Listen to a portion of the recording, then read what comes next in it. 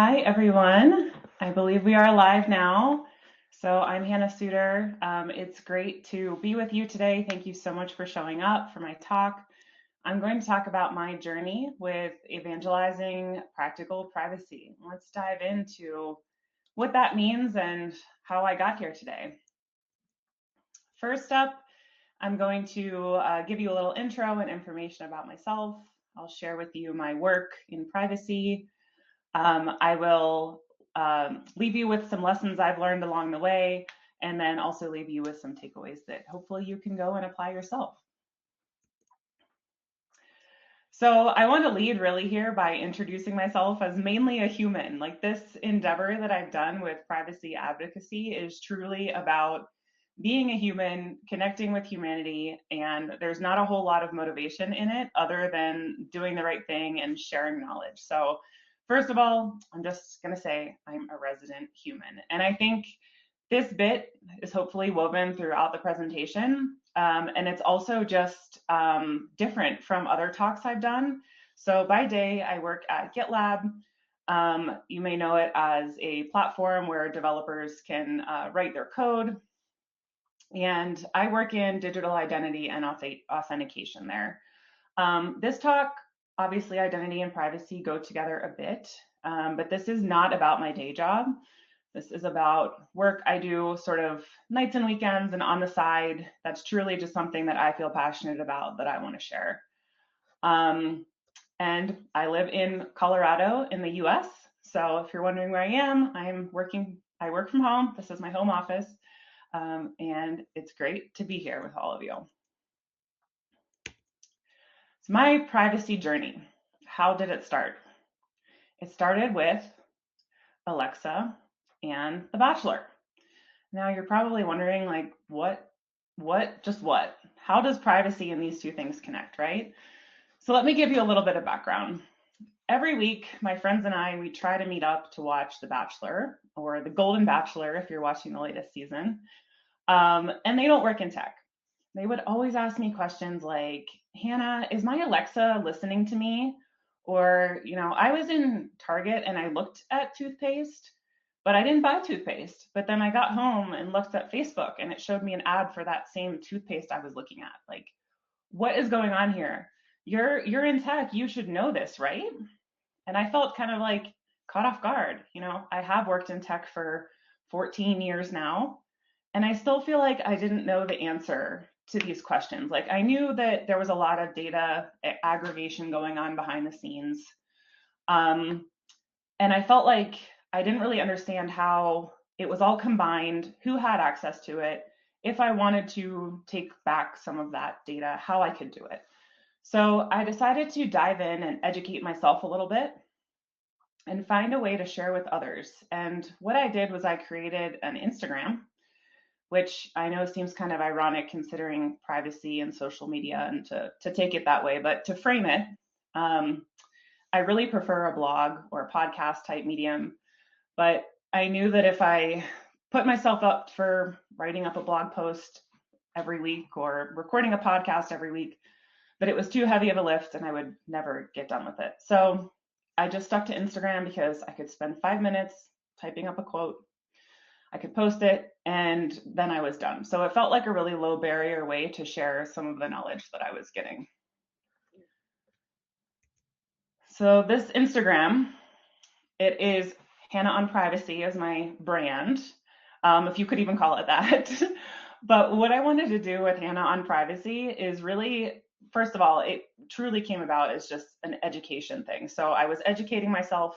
I thought I would educate others about privacy, why they should care, right? I knew I was up against a lot of, it feels like a lost cause, right?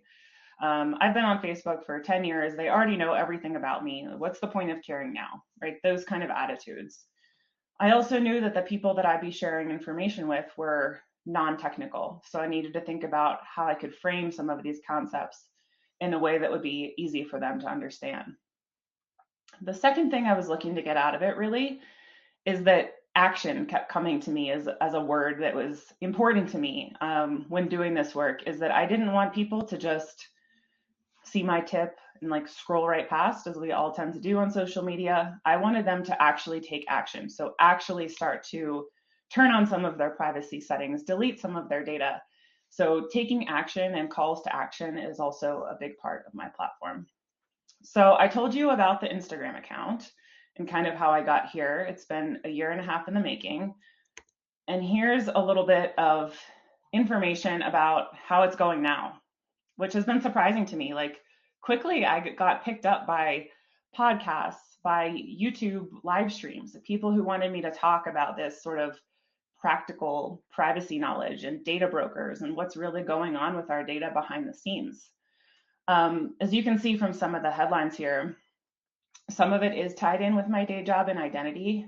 They're kind of impossible to untangle. And also some of them were interested in learning about sort of like identity protection as a theme and your personal brand. So in some ways, it does connect with my day job, although I was doing all of this work just on my own.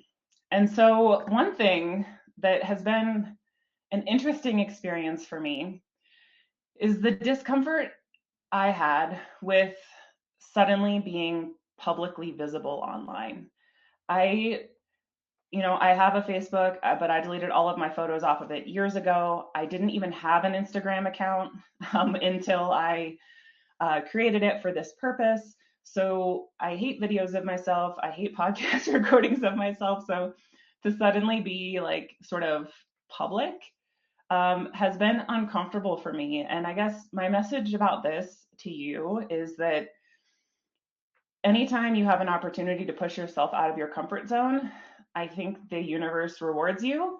And there's opportunities that come your way that you may not have known about. You never know who's watching these things and listening to you and thinking, oh, maybe I should reach out. And you never know the difference sometimes that you make. So I would encourage you to get out of your comfort zone. I know I am.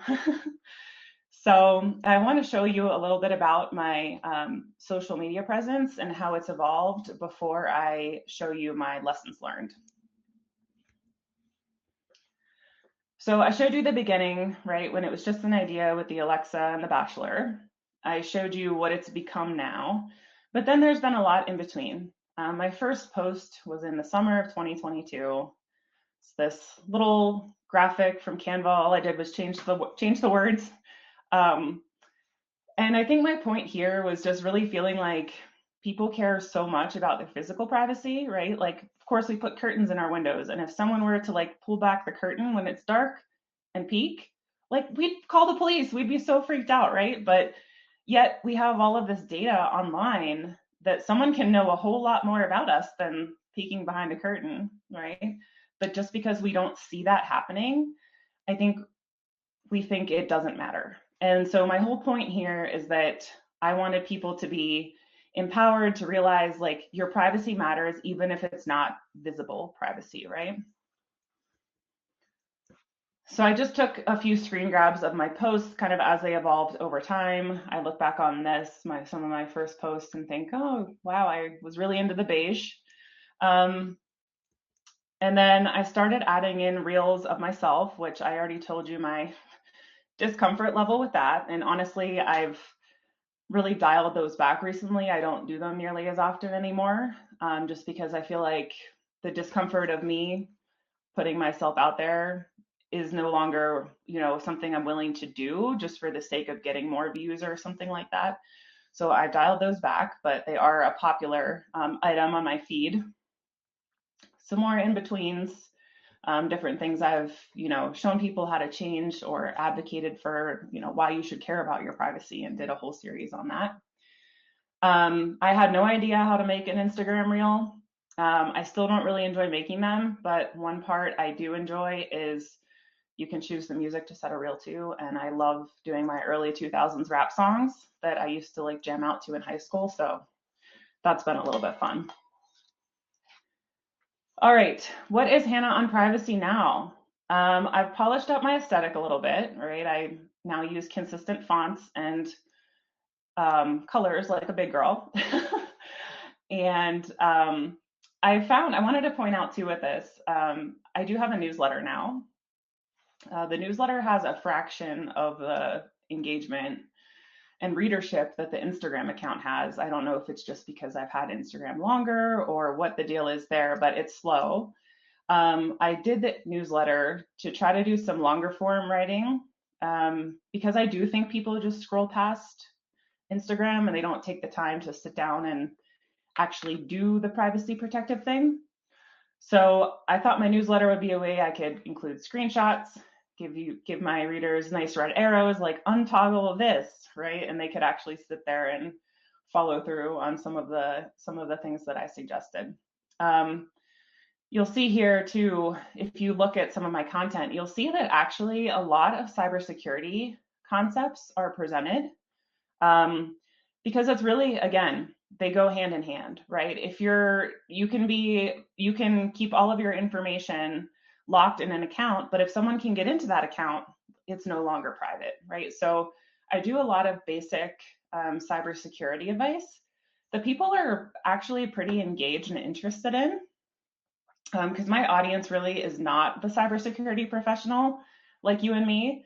And one topic that gets a lot of interest, I did a series on strong passwords using a password manager.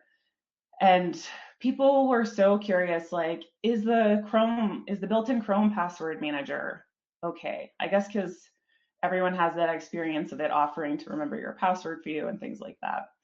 And so my advice to them was if it's between reusing passwords across websites and using the Chrome password manager to create unique passwords for you, like please, yes, the Chrome password manager is much better. And so we shouldn't let perfect, right? Like perfect being, using a more secure password manager, because if your Chrome account gets compromised, then they get all your passwords in the case of the Chrome password manager. But if that's what's doable for someone versus taking no action, I'd rather them take at least, that middle of the road or that reasonable action for them.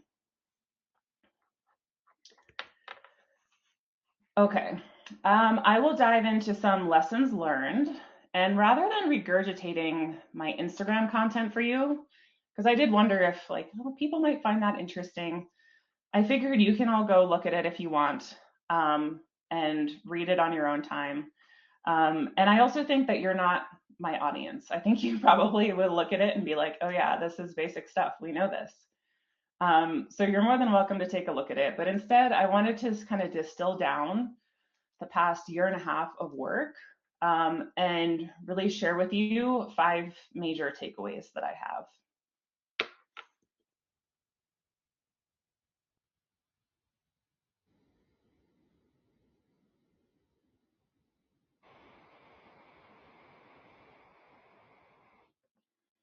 All right. I'm not sure if you could hear that or how distorted the audio was, but this was a reel that I did of me authenticating with a YubiKey. Now, I was like, who is going to care about this? Only identity nerds like myself even know what a YubiKey is.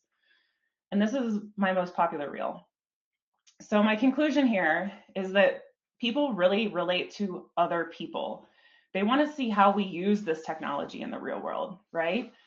It's one thing to go on and on about passwordless, WebAuthn, passkeys, and that all sounds great conceptually, but my friends, my audience, right, they do not have any idea what that is. So actually visualizing it and just showing something as simple as, oh, instead of typing in my password, I flip the camera around, tap my YubiKey, and I'm logged in, is actually surprisingly engaging for people. Again, back to the topic of being relatable, I think one of the perks of not having this effort tied in with my day job is that I can really be myself and have hot takes if I want, and go on rants against certain companies if I want when I see them doing things that don't preserve privacy. And the audience loves it, right? It's authentic. So really bringing your authentic self and allowing people to relate to you just as the person you are has been one of the lessons I've learned.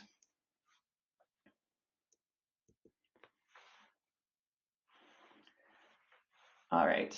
Another lesson I've learned is that if you are engaging with an audience and you're not interacting, you're just putting the content out there, but never coming back to revisit it, then you're really missing out. I get a lot out of interacting with my audience. I get ideas for future posts. I kind of get ideas of themes of things that people ask me about over and over again. I've noticed that people DM me a lot more than they publicly comment on things. I think some of it is, my grandma gave her account password to some guy over the phone who said he was from Microsoft. Like, what do I do? People are embarrassed to post that kind of stuff, but they want someone who they see as an expert to help them. So it's been really rewarding to be able to engage with people over DM. I also did a Ask Me Anything series, which worked out really well because, again, people ask you questions and it's anonymous, so people like it.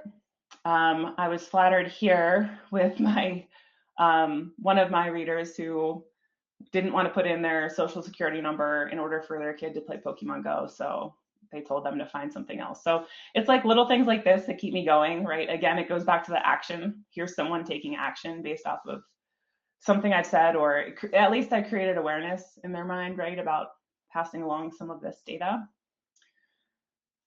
So yeah, make sure that you interact. Otherwise, you're missing out on a lot. And one thing I'll say about interaction, like I said, I'm not a big social media user.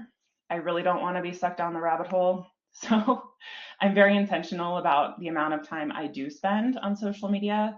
I turned off all notifications for Instagram, so I have no idea when I get a DM or when I get a like, which is good.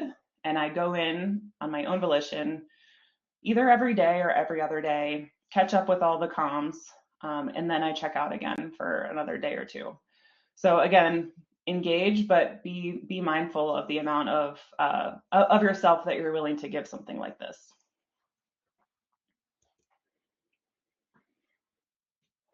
All right, next lesson. And I think I've driven this one home already a bit, but privacy and security are a spectrum, right? I have some readers who are like, your advice sucks. Like everyone should be, using Signal only to send messages, and they should be putting, their network traffic behind a router that, gets rid of everything but the traffic that they want to allow in. And, basically like wrap your house in tinfoil. Otherwise, you are not privacy. And I just disagree with that. I think it's a spectrum, that it's possible to participate online, and also limit some of the things you share or sort of claw them back a bit from some of the companies that harvest your data. In this example, I did a series. This was over 3 months ago, so before the 23andMe scandals broke lately. This was timely. I did a little carousel series on personally why I don't do 23andMe. I had someone comment that, hey, I'm an adoptee. I think that this is valuable for me. Can I still participate in 23andMe and find my relatives while protecting my privacy? So I replied back to them again with this concept that it's a spectrum, right? It's really not, with 23andMe, it's not really that possible to keep complete privacy just because of the service. But for them, if it's between finding family members you otherwise wouldn't, or like protecting your DNA, then like it's up to them to make that trade-off, and they can decide, but at least be informed, right? And so I thought that this was an interaction where I was really able to show this aspect of balancing privacy and security. Sometimes it's worth it, right? I still have my grocery card for the supermarket, and I acknowledge, like, yes, they're going to have a record of what I buy, but I get my sales, and that's a trade-off, and I'm okay with it. But understanding that is really important.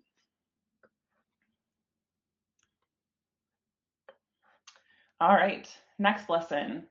Anytime you can make privacy or any cybersecurity concept tangible, I think it goes a long way.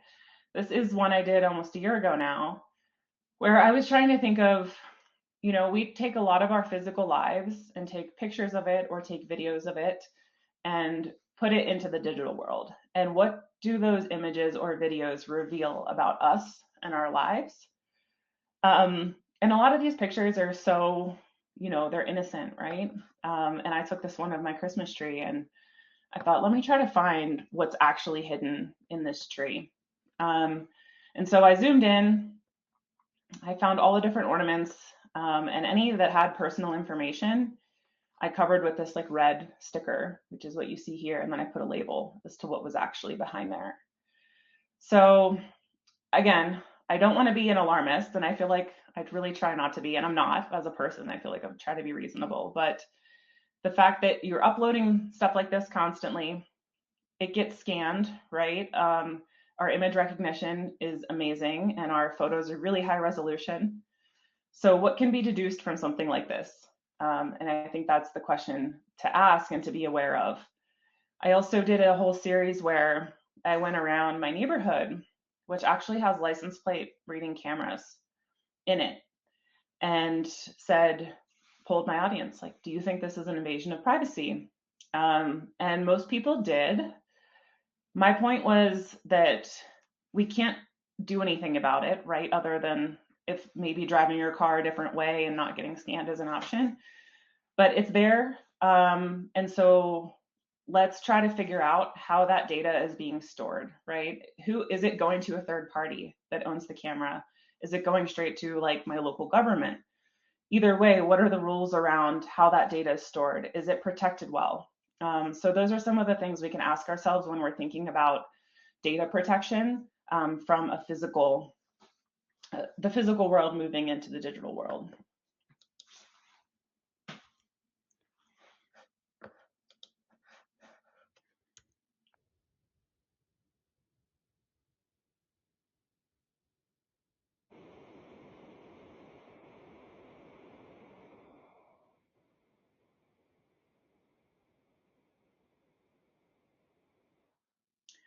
All right.